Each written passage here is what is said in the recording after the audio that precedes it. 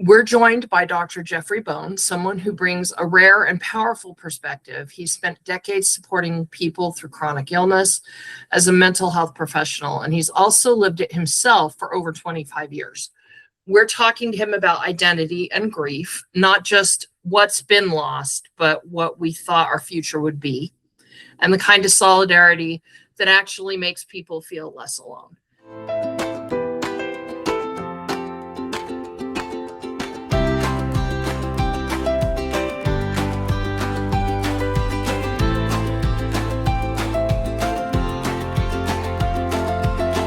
You're probably aware chronic illness doesn't just affect your body.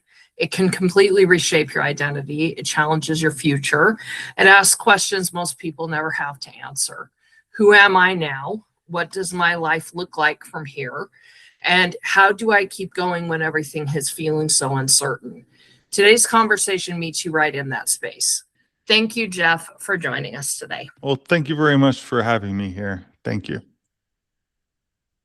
So you've lived with chronic illness for over 25 years while also supporting other people through that time, that experience. Slight correction is that I've been in the mental health field for 25 years. And then after 15 years, then I got to level up. Then I got the extra information. So I had been working with these people all this time. And then suddenly it's like the universe said, you need to know more. You need to know the other side. And that's when I developed this chronic illness, presently a common variable immune deficiency. How has your dual perspective, so being a professional and then having experiences yourself, how has that helped you to understand identity when the body feels unreliable? What do you do? It definitely informs the experience, because you can read all the books, you can attend all the lectures, but there's all these other small little pieces of what it is to live with this. The idea of chronic, the idea that it's just not going away, that there's small little pieces that you may not necessarily recognize. It may be someone that's living with chronic pain, and there's certain restaurants that you can't go to.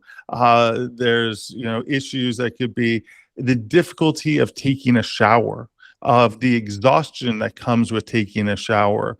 And so you say that to the average person, they have no idea what you mean. But when you're fatigued and you're worn down, most people, they treat it like it's a spa routine. But when you're chronically ill, if you don't know what it's like to be chronically ill, then you can't appreciate how a shower can wipe you out. And then you're going to spend the next 30 to 60 minutes in the bed recovering from the shower. So it's all those little pieces, all those little nuanced little stories that don't get captured in the books, in the lectures, that can be understood and appreciated by having a chronic illness yourself. One of the things I bring up constantly with my clients, or frequently enough, is the disappointment that one feels after you go to a doctor for the first time. And people don't realize it. When you're chronically ill and you get sent to that new doctor, it is like Christmas. There's so much hope and expectation. This person is going to understand me. This person is going to put me in the right path. This person is going to get me to the old me, and they don't. And it's a disappointment. And it's like, it's the same old spiel being, given back to you. And you feel so demoralized on that walk back from the office to the car. And I've had enough of those myself, but I've never seen that written in a book. I've never seen that in a lecture, that demoralization where your compass is just spinning. You can't find your true north. You don't know what to do next in life, because everything, you put all the chips on the table for this physician, and for one reason or another, they just didn't have the answer. And so there's these little stories along the way that just complicates the whole journey of living with a chronic illness. I think you described that really well. I mean, it's clear that you have experienced that yourself, because you're right. It is something you can't explain to somebody. And that feeling of walking out of a doctor's office, a little bit disillusioned, confused, sad, hopeless. Like, all these things you're expecting, and sometimes you've waited months to see a specialist. Absolutely. You walk out without any answers because your lab results were within range. Yeah. And they didn't want to dig deeper, you know. Were you going to say something? I was going to say, Becky? even on the flip side of that, kind of similarly, if you have a good experience at the doctor and you actually get the diagnosis, people also don't understand why you're excited to get a diagnosis.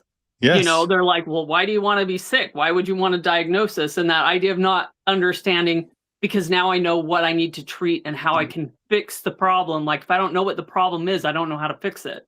I've cried every single time that I've had a diagnosis. I tears to my eyes, because they're like, oh, why are you excited? It's like, no, you don't understand. I was in the forest. I was lost. And all of a sudden, this diagnosis is a path. And I've been looking, I've been Googling, I've been trying my best to find a path. And this person is giving me a diagnosis. It's just not this diagnosis. It's a path to maybe a better quality of life. That is incredibly accurate. Like, I love the analogy of being in a forest. I am not inexperienced in receiving diagnoses. I'm not inexperienced in having disappointing doctor's appointments. But here I've been on my autoimmune journey for over 15 years now, and I find myself still not feeling great, not understanding why. Obviously, I live with chronic illness. I'm never going to feel great again. I don't think. Like, I don't remember the last time I did, but I want to feel better than I feel. And I still feel like I am kind of wandering through a forest. I have my compass with me, but I still feel like I struggle. And to find a doctor that can admit they don't know what's going on, that I have huge respect for a doctor that just says, I don't know.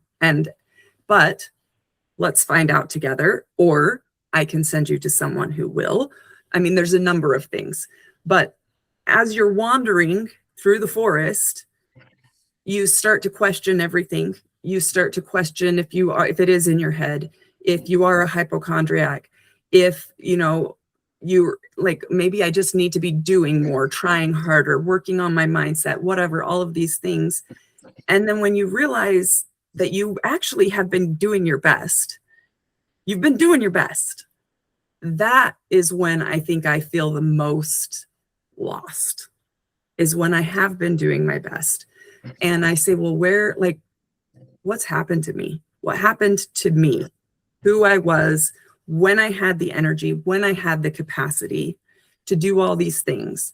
So when you are working on helping somebody who's kind of redefining who they are, living with chronic illness, how do you help them without falling into comparison to who they used to be, or without that, to try and ward off that hopelessness? And that, I mean, I think it's good to feel the grief of what we've lost, but how do you help empower somebody who is going through that? There are about 20 different things that I want to say to all of it. One of the things is, yes, we absolutely have to grieve, but we also have to recognize that grief is never going to go away. Grief is going to be a boomerang, and it's going to come over and over and over again. It is not a speed bump. You don't get past grief. It's another aspect of just chronic illness, because that doctor appointment, the blood draw, taking the medication, they're just all reminders. Hey, you're not who you used to be. That person is no longer here. You're having to manage this situation. And so grief comes in big and small, but grief never goes away. It never goes away.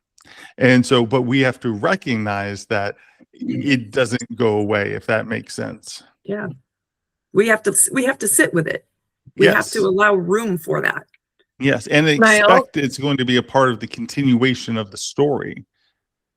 Because it doesn't go away, it is now a part of our life, and we can use it to either increase our empathy and sympathy and become better people, or we can let it eat us. But it's a decision we make. Absolutely. decision. Because everything that I've created, I've poetry and chronic illness journals and coloring books and podcasts and all of those different things, it all comes out of pain. I never had a good day and said, I want to create something. I want to make something. I'm feeling really happy. It's like, no, I'm going to go for a walk. I'm going outside. I'm going to go do something with my life. It's when it's eating away and it's like, am I going to let it destroy me? Or if I'm feeling this, I bet somebody else is feeling this as well. Let me put something out into the world that could possibly resonate, because I'm a huge fan of solidarity. Huge fan of solidarity. So all of the pain, all of my creations come from pain. It may not be good poetry, but it's my poetry, and it was useful to me. It was useful to me because I needed to get that out of me. But going back to what you were saying, I love doctors that say, I don't know. And it's like, because what they do a lot of the time is that they use the swag technique. Are you familiar with the swag technique? Did I say that in the past? Which is the scientific wild ass guess. Like they feel as though that they have to say something. And then when they can't come up with something kind of fancy, they'll just throw the psych diagnosis. Well, you're stressed, you're anxious. And it's like, hell yes, I am stressed and anxious, but that's not why my ANA is positive. It's kind of like, that's not what's going on.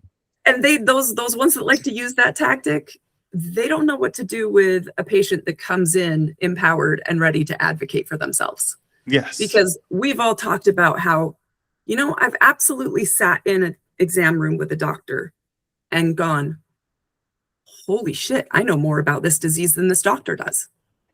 Like we've lived with it. It's lived experience. But we are also, all three of us, researchers, and we dig because we don't want to just take these diseases and just like passively accept that diagnosis. We want to figure out how to live well with it. Yes. So when we go in with a page of questions and challenging things, and then like we can smell BS from a mile away. I don't care what letters are behind your name. I don't care. What I care about is, can you be honest with me? Yes. Can you care enough to dig deeper? I call it curiosity. Are you curious about me? Because I can tell really quick. It's like, does this person, or do they have curiosity for me? And if they don't, they're just kind of going through the decision tree, which you may or may not fall into, and we don't really get anywhere. Yeah.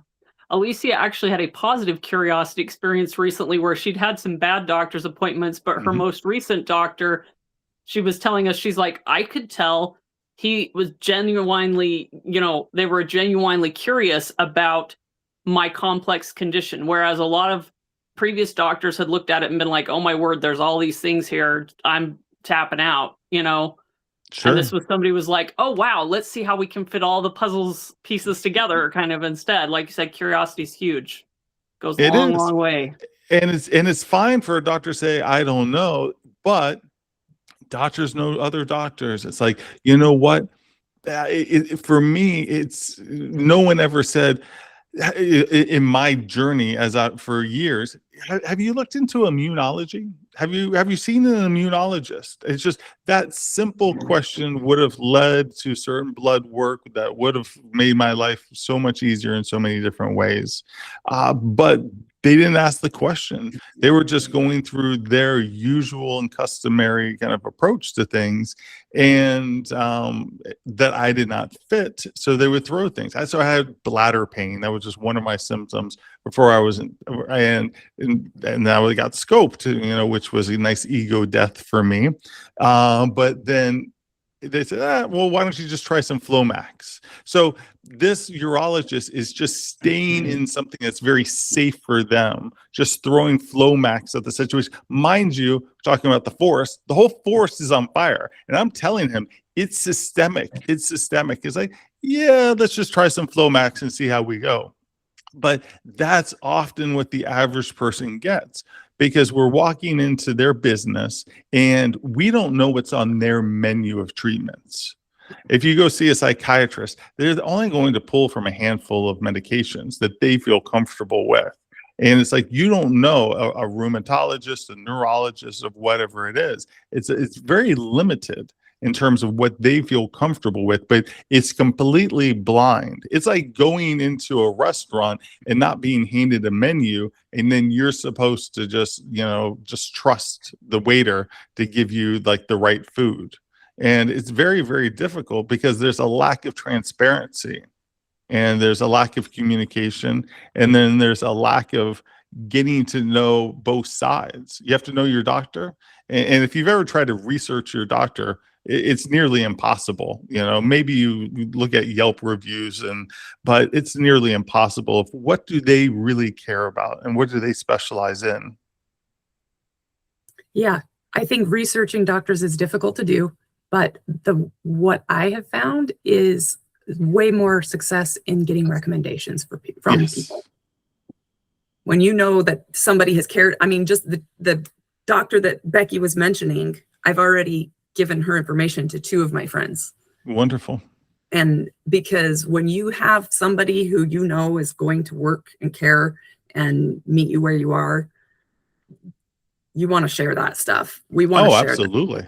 That. You have talked before about how chronic illness is more than medical, that it's actually something existential. Can you help us understand what that really looks like, maybe in every day-to-day life, I guess? When I say existential, I think of the main pillars of it in terms of a kind of a philosophical, psychological framework of understanding freedom, isolation, community, mortality, and meaning.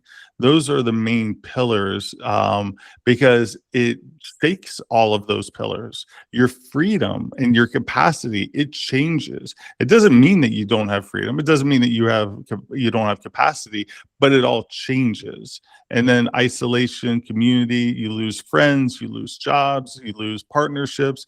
Lots of things may change within that dynamic. And then we become much more intimately aware with our mortality. We understand our fragility. We think of it before the diagnosis, we think, oh, that's something that my future self has to deal with. When I'm 80, I'll start thinking about death and, cleaning up that. But when you're sick, the idea of, your fragility and mortality, finitude is right at the front doorstep. And you are very, very aware of your mortality. And then meaning, which is, well, how can I construct days that mean something to me? Because people talk about the Sunday scaries. Are you familiar with that term? Mm-hmm. And a lot of it is just you at the end of the weekend, you have this unstructured time. And the time is unstructured because there isn't anything for you necessarily to do. You've planned your whole weekend, and here's time, but it's unstructured. Well, chronic illness can take a lot of time and make it very unstructured. You can lose the job, you can lose this, you can lose all these different things. And everyone's like, oh, isn't it great? You're at home, you don't have to do as much or whatever it is. And what we're actually dealing with is that we're drowning in this unstructured time, which is existentially very difficult and very defeating. And so that's a part of the existential aspect of chronic illness. I was actually having a conversation with my husband just the other day about that concept of people that say things like, must be so nice to stay at home and whatever. And I'm like, no, it's nice for a day or two if you're taking a vacation, but when you're stuck at home all the time and you really want to clean your house, but you maybe have energy to do the dishes if you're lucky, and then you're tapped out. Or, you really want to do yard work, but you can't be in the sun, or you can't, tolerate bending over because you get dizzy, or whatever it is. Like, I think that is a grief that is very real, Absolutely. People want structure. I've worked with people where it's like, oh, they're like the CEO, their job, they're making lots of money. It's like, oh, of course they want to get back to that. That's wonderful because, they get to play this big role. But I've also worked with people that are working in fast food restaurants, and they just want to get back to the restaurant. They want to get back into something that it may not be very glamour. It's not glamorized, but for them, it meant something. They had a job, they had an identity, they had a purpose, they felt good, they were able to create a paycheck, and it structured a lot of their life. And a lot people just don't recognize and appreciate the value of having something to do that means something to you. I really agree that that's a huge portion of it. And that kind of springboards off of what I wanted to ask you about, which there's a grief that I think a lot of people don't talk about, which is the grief for the future we thought we were going to have, that we now don't have, because our entire life has been uprooted and changed. And now we have to learn to live a completely new life. And all of those long-term plans, and like you said, the fragility begins to be a very real thing. And you're thinking, well, I was going to live till I'm 95 and I'm going to climb Mount Everest and I'm going to do all these things. And then your disease comes in and you have to reassess, okay, what in life really does matter to me? So how do we begin to make space for that kind of a grief without being completely overwhelmed by it? When I think about that, I think about how we say that youth is wasted on the young, and I can be envious. It's like I see those teenagers and young people, and what am I envious of? It's like I'm envious of their potential. It's like they can go into so many different directions, have so many different experiences, and nothing feels as good as potential. They talk about how you could be the third best tennis player in the world, but the person that was the 100th player that now becomes the 20th player in the world, they're the ones that everyone's excited for because their potential is rising, versus someone that's number 3, their potential is not rising like the one that went from 100 to 20. And so when we get hit with this, there is that word grief, but to kind of structure it a little bit, it is, and to kind of give the mind something to work with, is what is that potential? What is the potential that still exists? It's not going to be the same potential, because you had old rules for a different body, a different immune system. And now we have this place of new potentials that we can explore, that we can expand these new potentials. Before I was ill, never wrote a poem, never had a podcast, never wrote a book, never did any of that. And that was all just the expansion of a different potential. And did it solve everything? And now I'm well and happy and I don't have fatigue and my immune system's fantastic? Nope, it did not do that. But it made life easier. It gave me some moments that I was proud of, and it gave me confidence that there's still more to the story that I have yet to experience. It's still unfolding, and I don't feel so stuck in the mud. Perfect. That leads perfectly into my next question. So as people, we tie our identity and our worth to our roles, to our capacity, yes, what we do, how much we can do, how well we do it, to our relationships. When chronic illness enters the picture and some of those roles are either taken away or changed, diminished, our capacity is greatly affected, our relationships, sometimes you will lose those. How do you help somebody rebuild meaning in their life in a way that actually feels real to them? Because you just explained kind of how you did it, and I know how my sisters and I do it, but if you were helping somebody, how would you go about that? The first place I would probably start with is pointing out how toxic our culture is and how modernity has kind of conditioned us, domesticated us to perceive is like how much money you're making, how productive you are you a good little productive little unit, and in tying that into a sense of self-worth. mind you, 99.9% of your ancestors didn't have a career. You know, they worked within a tribe, and they worked together in solidarity. But in this modern world, it's like, get the good grades so you can get the good job and make the money and contribute and do all these different things, and we'll pat you on the head. And illness kind of knocks you out of that flow. And now you're sitting outside of what culture was expecting you to ultimately do. And for me, it's like, okay, one, looking at it and say, that's what they wanted you. The metaphorical they of culture, society, modernity wanted you to play this role because it kind of served the greater good of what society wanted to accomplish. But it doesn't have to be your story. And then it goes into a place of, that was society's story that they gave you. It's like, do you remember who you were before they told you who you were? If that makes sense.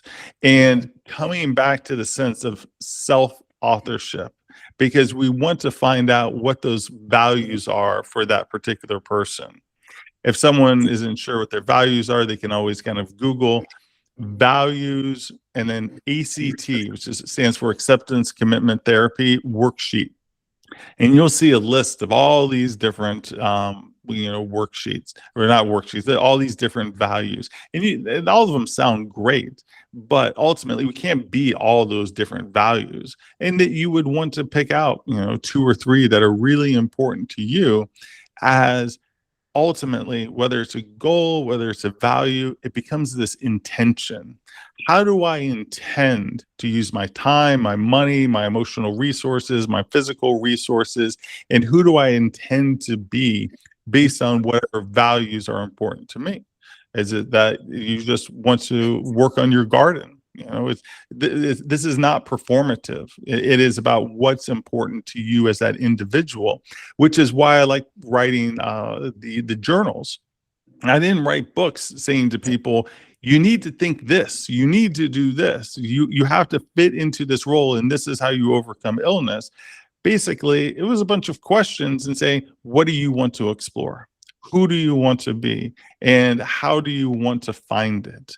And so it's a blank page, but finding out what your values are, which is really, at the end of the day, you can look back and it's pretty clear of what your values are, but to make it very, very intentional of how then, with the capacity that you own now, that you are going to express those values.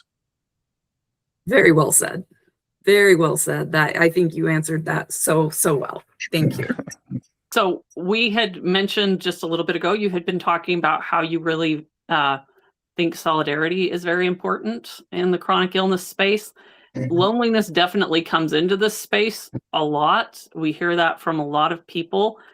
Why do you think that maybe chronic illness does seem to be so isolating, and what does true solidarity look like? Well, I think one of the essence is that pain cannot be shared. If I'm sitting here, tell me, where in my body do I hurt? I have pain. I have 2 spots that burn right now. Where is it? I can't share it. I could give you some metaphors. I could give you some ideas. I can't share that pain with you.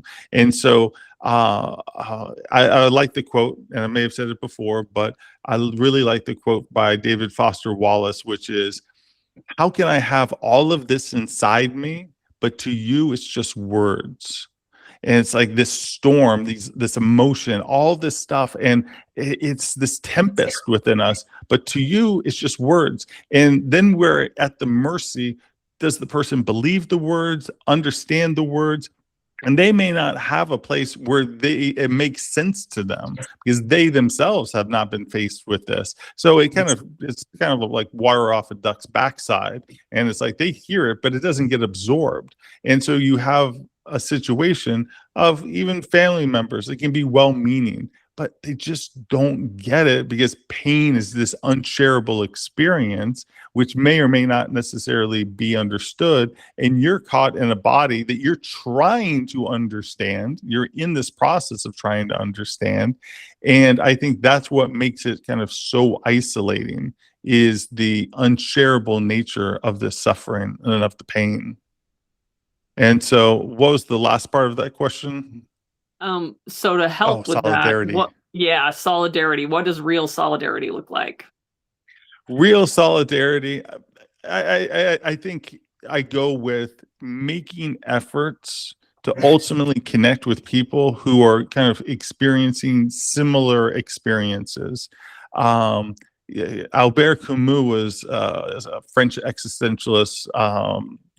He wouldn't call himself a philosopher, but he was a writer. And he has this book called The Plague. And he's very famous for saying everything's absurd. It's like the stranger, the myth of Sisyphus, everything is absurd. The world does not have inherent meaning. And so the world's absurd. In The Plague, he says we need to help other people.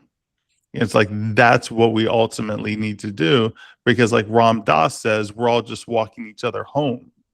And so we have to seek out those people. Those people will not show up at my door. If I go outside, I'm not going to find people with immune disorders, but I have to go out and I have to create a signal. And that's what I try to do with my books, with my podcast. I try to create a signal so that I can be found and they can be found as well.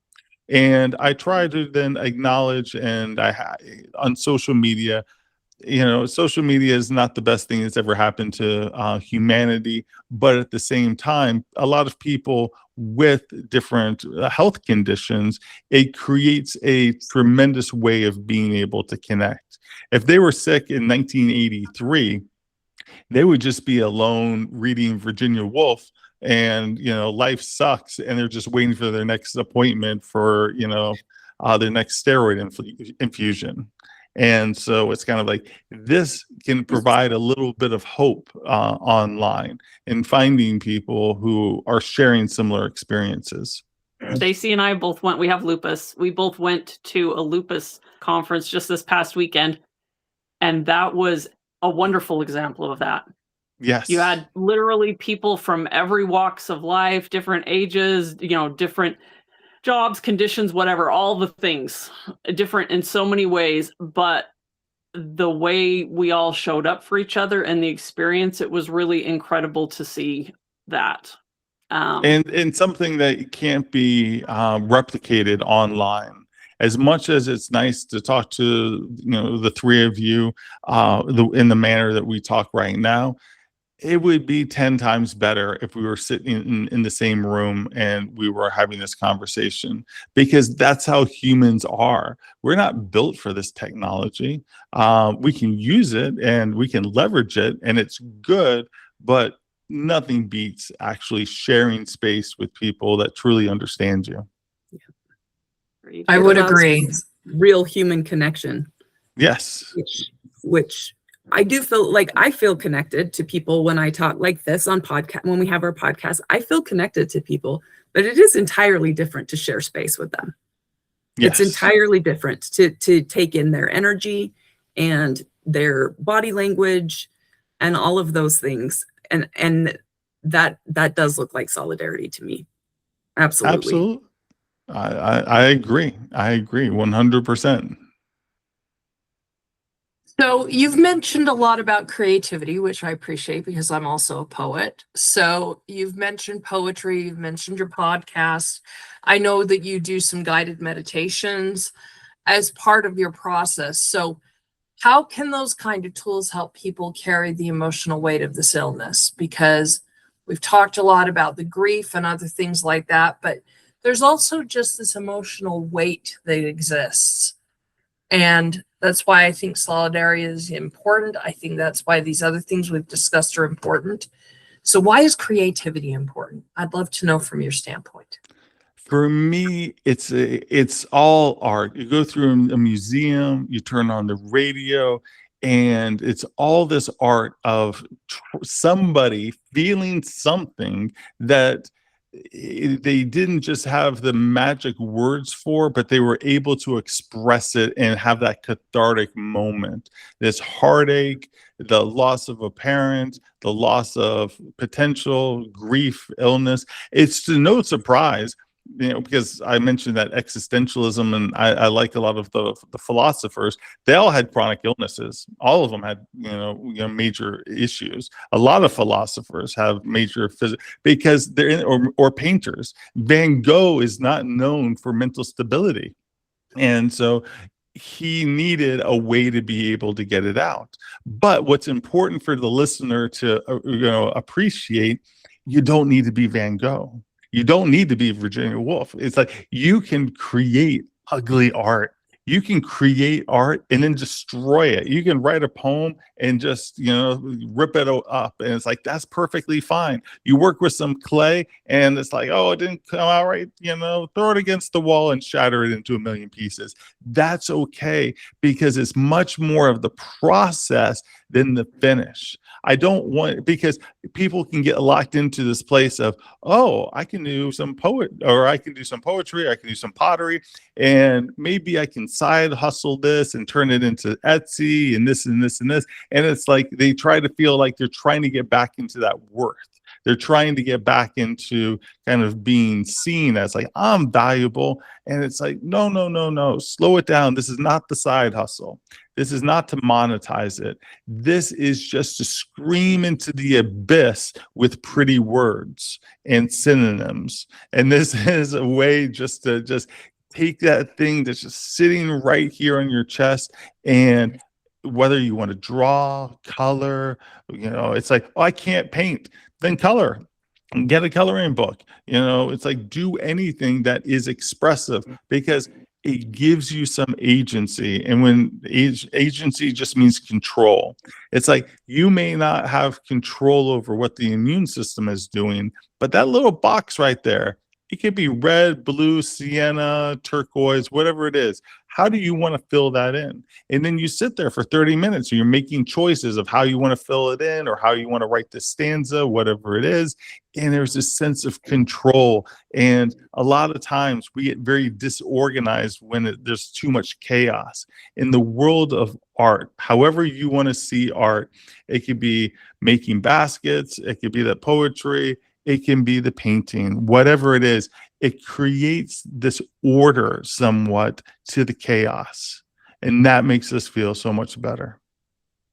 I love that so much, because I think there is a lot to be said in life about having your eyes open and enjoying the journey and not worrying about the destination. There Absolutely. is real power in that. So Absolutely. Thank you so much for sharing your thoughts on that, because I think it's important and it's something that anyone can do. You don't have to have letters behind your name No. to be an artist.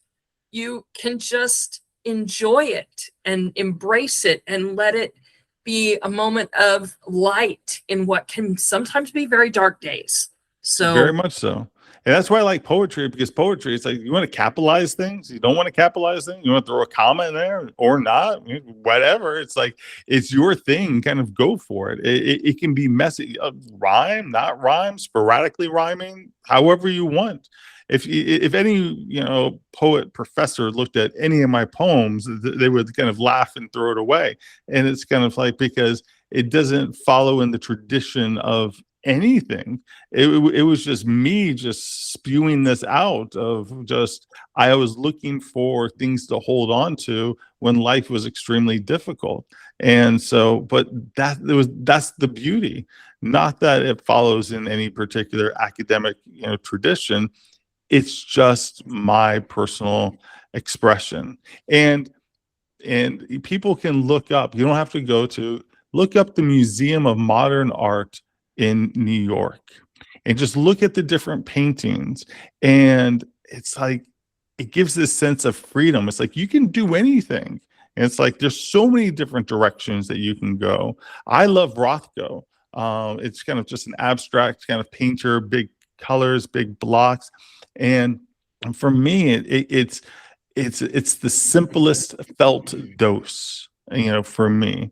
And that's why I like it, just the simplest dose of art. But there's complexity to it, but it's simple. And it's like, you can do anything. What do you want to do? It's like, and it goes back to what I was saying before, there's potential there. there's always potential in art, and so that's one of the reasons why I would say anyone that's dealing with a chronic illness, open yourself up to artistic expression, even if it's just for you, even if you don't share it with anybody, because there's always potential there. That's what I was just going to say. You don't have to share it. You don't have to share it. It can be just for you, and it can be meaningful without sharing it. Absolutely. I put a lot of, you don't have to be productive and put it out there into the world. Like, I liked that you gave me that reminder, because sometimes and maybe it's because we live on this social media, platform and we share, we see people sharing. Yes. But we think, oh, maybe I need to be putting this out there. No, maybe this is just for me. Maybe this is a form of self-care, self-love, to just, let my random stream of consciousness fall onto paper or a digital file, whatever, or a piece of pottery, all these different things, but you don't have to share it. That being said, I do think there's great value, especially when it comes to writing of any form, no matter, if it could be published or not. I find great value in going back and reading things I've written in years past, things I've experienced. And if I find great value in that, I think maybe my kids, their kids, I don't know who's going to find benefit from that. If it's something really personal, I'll get rid of it. But if it's something that I'm just expressing what my experience has been living, I think there's space for that. Whoever you are, whatever your experience has been. I put everything is through kind of Kindle Direct Publishing. And for me, figuring out how to do that was just a problem that I wanted to be able to solve. I wanted, and again, I'll be completely honest, I don't really make any money off like any of the books, any of the creations, the journals, the coloring books and all the rest. They are not financially successful, but they weren't made to be financially successful. I just wanted to bring it into the world. You can get author copies of these. Once you make it and you put it on Kindle Direct Publishing, which is the Amazon publishing wing, and I can get my book for like $2.50. And it's kind of like, and then I have a physical book, like I made this, I did this. So you can write and you can put it all up, and it's absolutely free. And if you want your own version of that physical copy of it, $2.50. And so that's what it was for. That's why I created it. Not to necessarily side hustle. And if it was for side hustling, I was not successful because no money was made, but that's not why I have it there. It's it's there for just the creation. And I was going to say, and it doesn't hurt, like you said, because some people love that. Like, I love that, being able to hold something that you created, the finished product. And if you're doing it for yourself, great. But if it's in something like Kindle Publishing where it's out there for other people, who knows? Like, it might not be a side hustle, but maybe there's those 1 or 2, 3, 10, whatever people out there that somehow are looking specifically for that's helpful to them, and so it's, I think it's great. There's so many ways for creative outlets now. Even I know one of the ones that Stacy's done a little bit of is when you have AI, maybe you're not an official composer, but it allows you to have the creative ability to describe in depth, this is what I want to hear. This is the kind of instruments I want in this.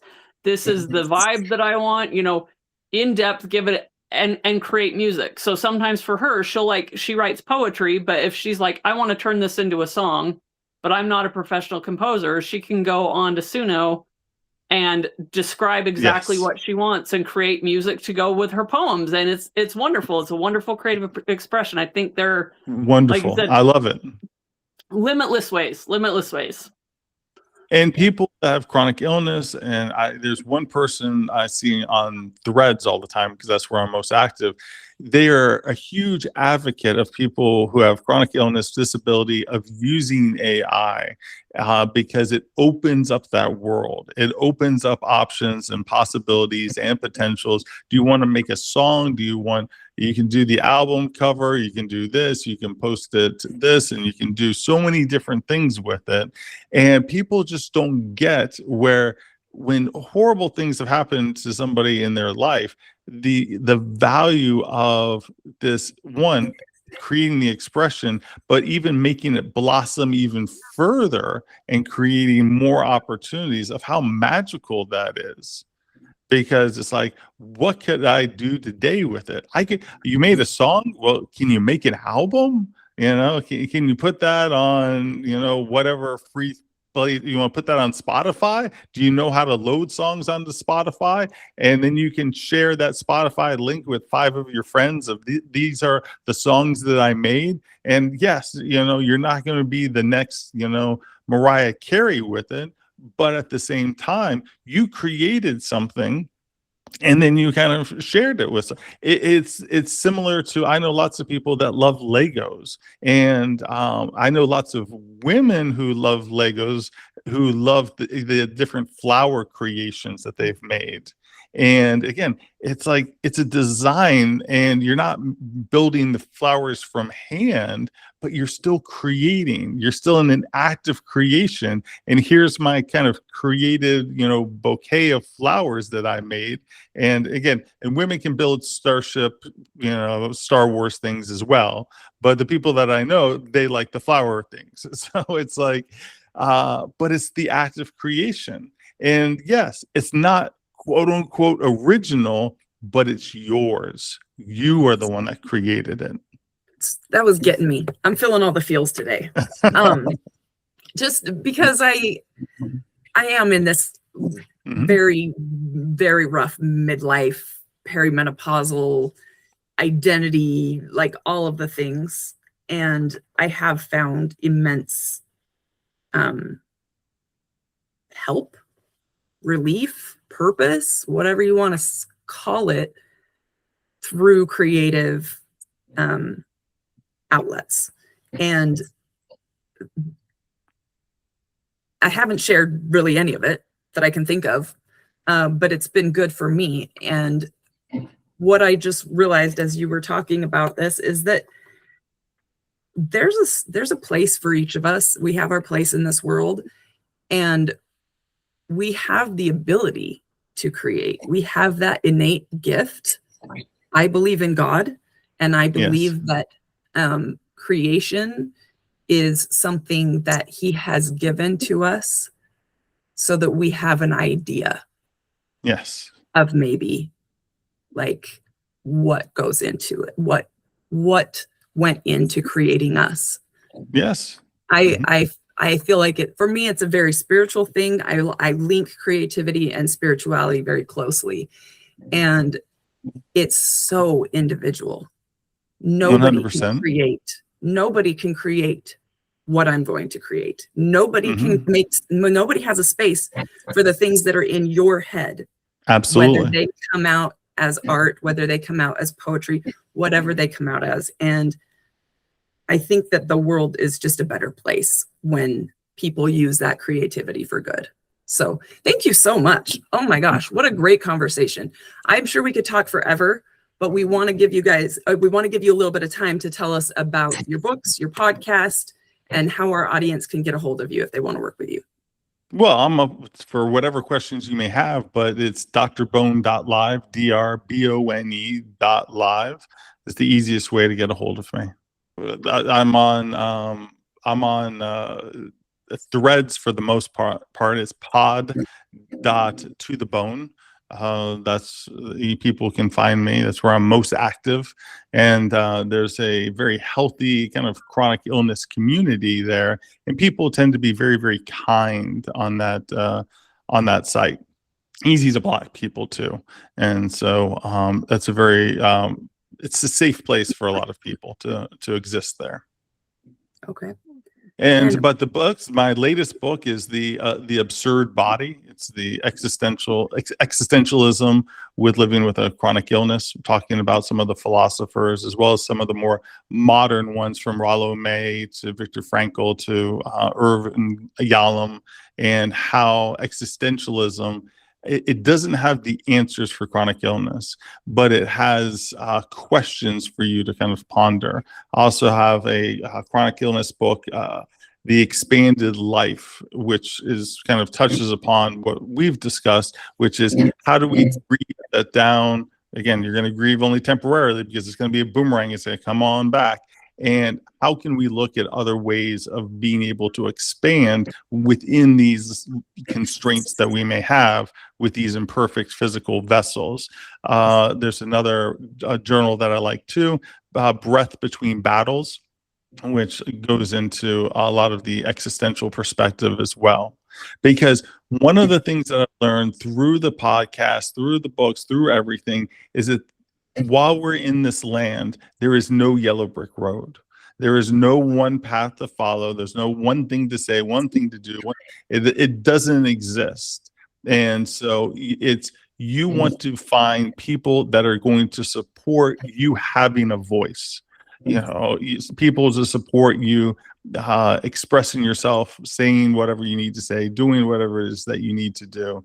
But you're not doing it wrong. No one's doing it wrong.